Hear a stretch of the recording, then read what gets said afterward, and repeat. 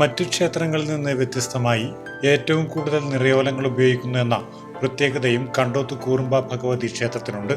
സാധാരണയായി 5-10 നിറയോലങ്ങൾ കിട്ടുമ്പോൾ ഇവിടെ 150-ലേറെ നിറയോലങ്ങളാണ് ഭക്തിനിർഭരമായി തയ്യാറാക്കുന്നത്.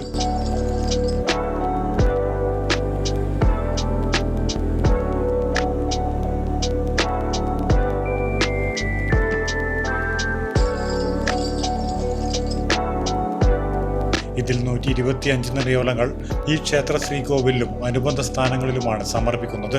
നിറയോല നിർമ്മാണത്തിൽ കൊടിയില ഉപയോഗിക്കുന്ന ഏക ക്ഷേത്രം എന്ന അപൂർവ പ്രശസ്തിയും കണ്ടോത്ത് ക്ഷേത്രത്തിനുണ്ട്.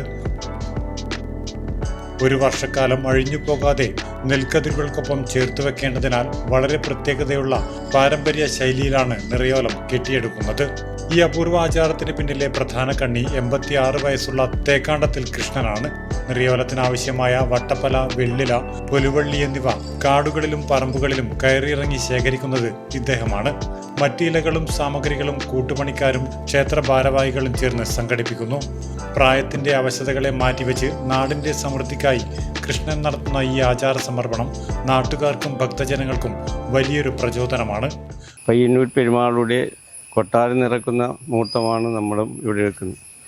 ഇവിടുത്തെ അവകാശിയായ ജ്യോത്സ്യർ കർക്കിടക മാസത്തിലെ വാവ് ദിവസം മുഹൂർത്തം കുറിച്ച് കൊണ്ടുവരും. മുഹൂർത്തം കുറിച്ച് കൊണ്ടുവന്നതിന് ശേഷം നിറക്ക് കൊണ്ടുവന്ന സാധനങ്ങളെല്ലാം ശേഖരിച്ച് നമ്മൾ ഇവിടെ വെക്കും. നിറയുടെ തലേ ദിവസം എല്ലാം വെച്ച് 10-11 പച്ചില, ഔഷധ പച്ചിലകൾ വെക്കും.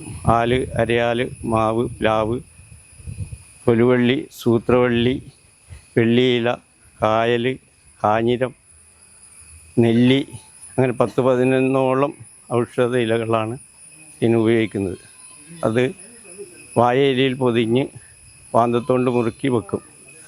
നിറയുടെ മുഹൂർത്തത്തിന് മുന്നോടിയായി കതിരുപോത്ത് അതിന് ശുദ്ധി വരുത്തി പ്രധാന ശ്രീകോവിലും ഉപക്ഷേത്രങ്ങളും നിറച്ച് എല്ലാവരും പിരിഞ്ഞു പോകും. നാടൊട്ടുക്കും ഭക്തിനിർഭരമായ അന്തരീക്ഷത്തിലാണ് നിറപുത്തരി ആഘോഷങ്ങൾ പുരോഗമിക്കുന്നത്. Network news, Payyanur.